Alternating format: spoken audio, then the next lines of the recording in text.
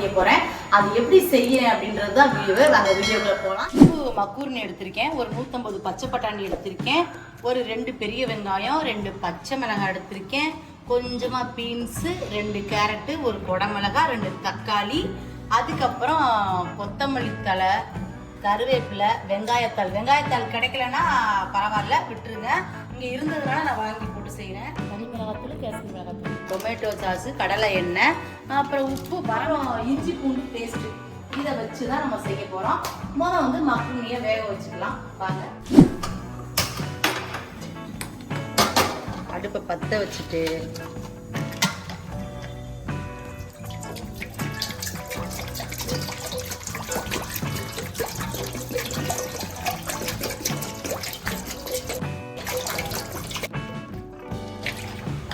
பச்சை பட்டாணி லைட்டாக வேக வச்சுக்கணும்.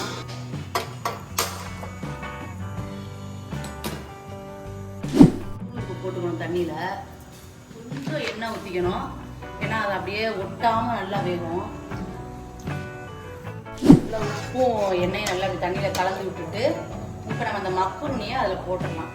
இது தண்ணி ஓரளவு சூடாயிடுச்சு. இப்போ நம்ம அதை போட்டோம்னா வேக ஆரம்பிச்சிடும். 1 கப்பு தான் எடுத்திருக்கேன், ஏன்னா 2 பேருக்கு, எங்கள் வீட்டுக்காரருக்கு எனக்கு மட்டும். இது வேகங்காட்டியும் நம்ம எல்லாம் ரெடி பண்ணிடலாம். மற்ற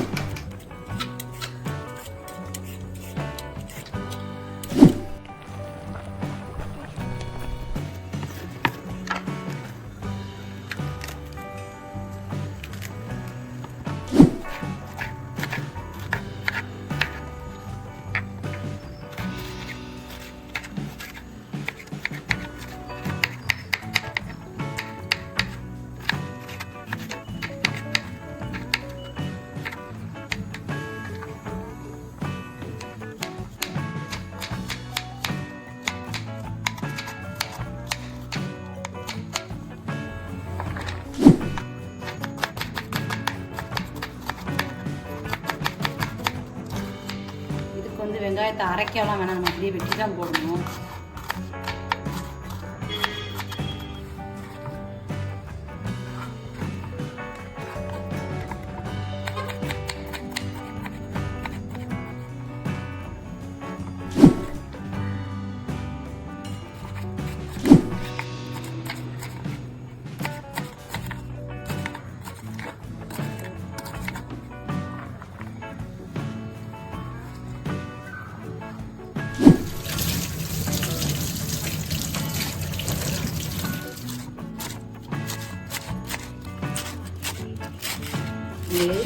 காயெல்லாம் நிறைய சாப்பிடுங்க, உடம்புக்கு ரொம்ப நல்லது. நான்லாம் சாப்பிடாம இருந்து ரொம்ப இதாகிட்டேன்.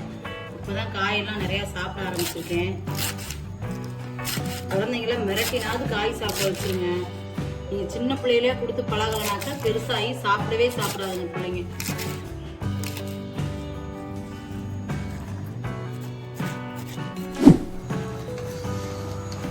பாருங்க நல்லா வெந்துருச்சு. இப்போ நம்ம வந்து வடிகட்டிடலாம். அடுப்பு ஆஃப் பண்ணிட்டு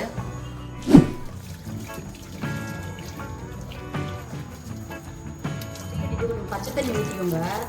சுத்தமாக அப்படியே ஒட்டவே ஒட்டாது, தனித்தனியாக இருக்கும். நல்லா வரும். நம்ம இந்த மாதிரி வேக வச்சோம்னா ஒட்டவே ஒட்டாது. இப்போ நம்ம வந்து சமைக்க ஆரம்பிக்கிறேன். இப்போ நம்ம எண்ணெய் ஊற்றிடுவோம். எண்ணெய் காஞ்சவனே வெங்காயத்தை போட்டுக்கலாம். இதில் பச்சை மிளகாய், கருவேப்பிலை,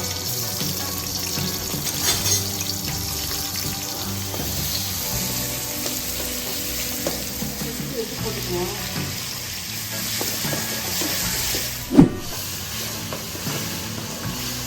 அந்தளவுக்கு வதங்கினோடனே ஒரு இஞ்சி பூண்டு பேஸ்ட்டு ஒரு சின்ன ஸ்பூன் தான், 1.5 ஸ்பூன் போட்டுருக்கேன். நல்லா வதங்கிட்டோம்.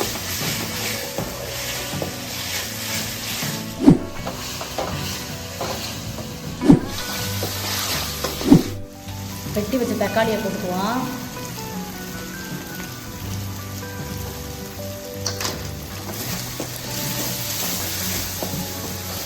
தக்காளி நல்லா நல்லா வதங்கிடுச்சு. இப்போ நம்ம வெட்டி வச்ச காயெல்லாம் இதுக்குள்ளே போட்டுக்கலாம்.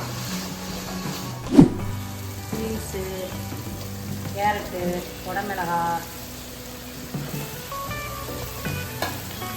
அப்புறம் இந்த வெங்காயத்தாள் இதெல்லாம் போட்டு நல்லா கிண்டிக்கலாம்.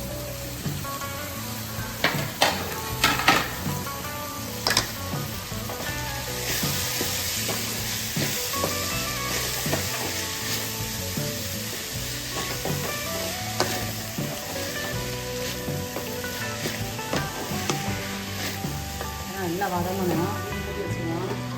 5 நிமிஷம் கழிச்சு திறந்து பார்ப்போம். 5 minutes later. திறந்து கிண்டிக்கலாம்.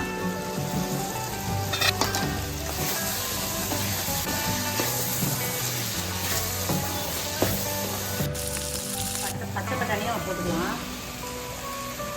காய்க்கெல்லாம் உப்பு வேணும்ல, அதெல்லாம் நம்ம எடுத்து போட்டுக்கலாம்.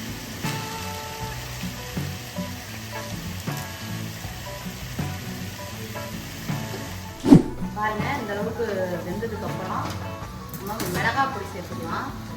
இது மிளகாய் பொடி மட்டும் போதும். லைட்டாக காரம் போட்டுக்கோங்க, ஏன்னா பச்சை மிளகாய் 2 வேற போட்டுக்கலாம். கொஞ்சமாக காஷ்மீர் மிளகாய் தூள்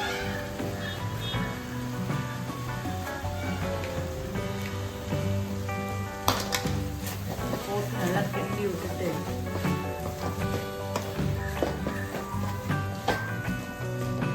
தக்காளி சாஸ் ஊற்றிக்கலாம். 2 ஸ்பூனில் 2 ஸ்பூன் தக்காளி சாஸ் ஊற்றிருக்கேன். இந்த மாதிரி செஞ்சு சாப்பிட்டோம்னு வச்சுக்கோங்க, மக்கூர்னி வேறு லெவல் டேஸ்ட் வரும். ஃபுல்லாக வதக்கிட்டோம். இப்போ நம்ம மக்கூர்னியை அதுக்குள்ளே கொட்ட போகிறோம். அவ்வளோதான்.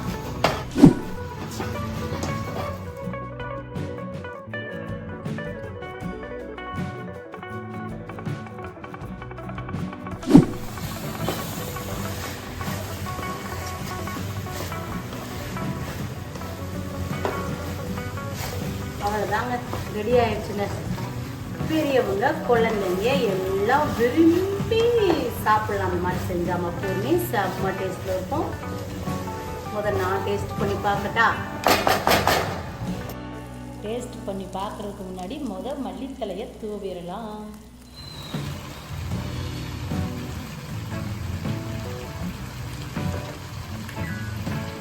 ரொம்ப டேஸ்ட்டு.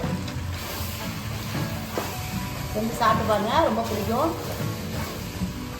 சாப்பிட்டு பார்த்துட்டு கமெண்ட்டில் சொல்லுங்கள் எப்படி இருந்துச்சுன்னு. நீங்கள் மறக்காமல் நம்ம லோட்டஸ் ஃபேமிலிக்கு சப்போர்ட் பண்ணுங்கள், சப்ஸ்கிரைப் பண்ணுங்கள், கமெண்ட் பண்ணுங்கள், லைக் பண்ணுங்கள், ஷேர் பண்ணுங்கள். வீடியோ சந்திக்கிறேன். பாய்.